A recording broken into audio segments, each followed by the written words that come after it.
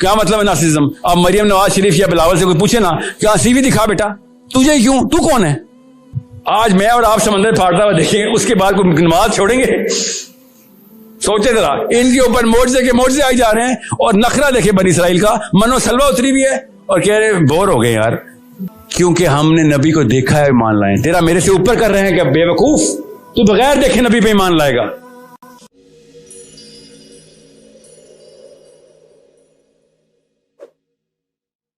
ये जो वाकया हुआ है, पहली बिना पढ़े दीन गालिब भी रहा था। आपको आज यजीद नजर आए ना तो साहबी से कम नहीं नजर आएगा आपको। आपको पता नहीं है उसके बेसिक मामलात क्या थे, और जितना सिस्टम यजीद के अंदर था, अगर पाकिस्तान 1% भी ले ले तो दुनिया में आग लग जाए, खिलाफत आ गई है। तो दीन नहीं हिला था इतना, दीन हिलने की पहली बिना पड़ी थी। यजीद की इतनी मजाल ही क्या थी कि दीन बदले? लोगों ने कच्चा नहीं खा जाना था उसको, बच्चे तो नहीं बैठे थे नहीं चाहिए। नमाज उसी तरीके से, ज़कात का सिस्टम वही था, हज का इंतजाम जो कि इज्तिमाइयत के इंतजाम आते हैं, जदीद ने नहीं हिलाए थे। वो तो एक सक्सेसर था, उस टाइम का मुशर्रफ था जो पहले चलता आ रहा, चलाओ आगे, ठीक है। सैयदना हुसैन की वैल्यू इसलिए इतनी बड़ी है इस्लाम में, उन्होंने ये बात भांप के बता दी थी कि बेटा तू मजहबी उमूर के अंदर सब कुछ ठीक है, तूने जो कीड़ा जो तू डिस्क्वालीफाई हो रहा ना, तो उस सिस्टम के ऊपर डिस्क्वालीफाई हो रहा है कि जिसमें एक बंदे को इस मेंबर में बैठने का हक ही नहीं है जिस पे तू बैठ रहा है, समझ आई? और ये सबसे बड़ा वाकया है कि जब एक बंदा, आप सोचे मैं आप और वर्सेस सैयदना हुसैन अलैहिस्सलाम, सोचे उन्होंने क्या किया आगे कि औरतें और बच्चे भी ले आओ सारे मेरे, किसी को नहीं, ये ना किसी को उम्मत में आखिरी बच्चे को भी कसर मिले कि हाँ ठीक है सेफ प्ले कर लेना, सेफ प्ले कर लेना, किसी एक को भी नहीं। और ये खाली हिस्ट्री का वाकया नहीं है, बुखारी शरीफ में पूरा वाकया हदीस में है। अब्दुल्ला बिन अब्बास का वो ख्वाब देखें जो बुखारी में है, नबी अलैहिस्सलाम ने ख्वाब में बताया, खून की शीशी पकड़ के आए हैं नबी अलैहिस्सलाम, जिस टाइम हुसैन अलैहिस्सलाम शहीद हो रहे हैं, नबी अलैहिस्सलाम अब्दुल्ला बिन अब्बास के ख्वाब में बता रहे हैं। It's not a small matter. क्यों? वाकई में इस्लाम का सिस्टम तोड़ने की पहली ईंट रख दी थी यजीद ने। टूटा नहीं, ज़ाहिर टूटते टूटते भी तो टूटा है ना, अब्बासियों ने भी वही सिस्टम चलाया आके, और उसके बाद उमय्यद के बाद अब्बासी आए, 300-400 साल तक वो सिस्टम नहीं टूटा, मगर सिस्टम की बुनियाद कच्ची से कच्ची होती रही। उसके बाद जाहिर है फिर खिलाफत के अलावा मलूकियत तो नार्सिसिज्म ही है। क्या मतलब है नार्सिसिज्म? अब मरियम नवाज शरीफ या बिलावल से कोई पूछे ना, क्या सीवी दिखा बेटा, तुझे क्यों, तू कौन है? मैं जी नवाज शरीफ की बेटी हूं बस, या मैं जरदारी साहब का बेटा हूं, ये क्वालिफिकेशन है? ये क्या क्वालिफिकेशन है भाई? ये तो बल्कि डिस्क्वालिफिकेशन है, क्योंकि इस्लाम जो है ये वाहिद दीन है जो कहता है दीन कि जो बंदा चाहता है ना खिलाफत, वो डिस्क्वालीफाई उसको नहीं मिलेगी, समझ रहे? वरना सैयदना हुसैन ने नारा भी लगा देना था, मगर उनको पता था कि जो चाहता है उसको नहीं मिले। तू नहीं बनेगा, जिस मर्जी को बनाओ, तू डिस्क्वालीफाइड है। This is a problem that you better understand.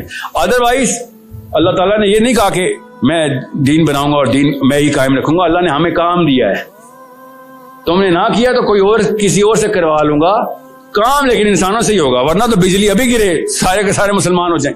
अल्लाह ताला ने खुद कहा, ये चाहते हैं कि मैं फरिश्तों के पर लगा के बादल पे आके बैठ जाऊं और ये देख लें कि हाँ निजाम यही है सही, बात यही सही, किताब यही दुरुस्त है, तो वो तो ऐसे हो जाएगा। ये वाहिद उम्मत है जिसपे गैब का टेस्ट आया। पिछली उम्मतों में आप बनी इसराइल की एक तो हिस्ट्री पढ़ लें, कुरान में भी लिखी हुई है, उनकी किताबें पढ़ लें, रोज ऐसे मौजज़े हो रहे हैं कि गैब की कोई कसर ही नहीं है। कभी कोई किसी की बारिश हो रही है, कभी किस चीज की, फिर आग का एक शोला जमीन में चल रहा है, आगे आगे गाइड करता आ रहा है। उससे पहले समंदर फाड़ चुके हैं वो। आज मैं और आप समंदर फाड़ता हुआ देखें, उसके बाद कोई नमाज छोड़ेंगे? सोचे जरा, इनके ऊपर मोर्चे के मोर्चे आई जा रहे हैं और नखरा देखे बनी इसराइल का, मनो सलवा उतरी भी है और कह रहे बोर हो गए यार, बोर हो गए। आप मेरे और आपकी हमारी उम्मत के ऊपर टेस्ट ही कोई और, हम पे गैब का टेस्ट है। बचा था अल्हम्दुलिल्लाह, सबसे आसान टेस्ट है गैब का, वरना हमें अल्लाह ताला अपना जलवा दिखा देते ना, करतूत हमारे फिर भी वही होने थे।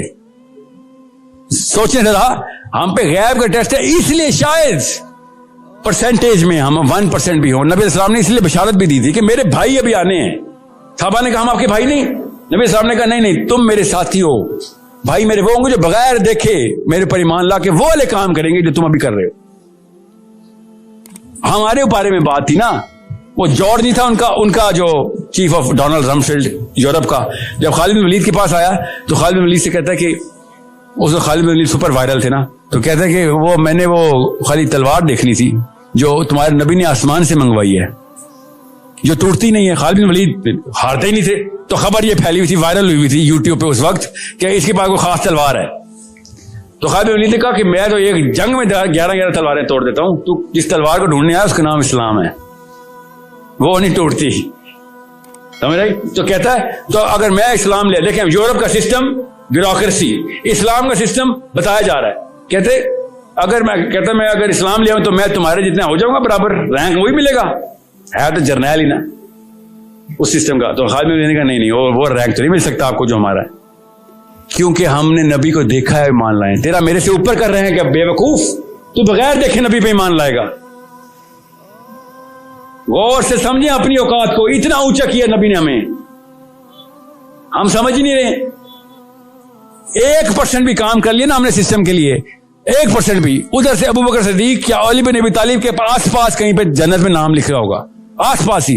वो लेवल तो हमें ही पता नहीं अचीव होने ना हमसे, 1% से या 100% से भी नहीं होने, मगर उस सर्कल में शायद एंटर हो जाए। इतनी आसान सी बात है।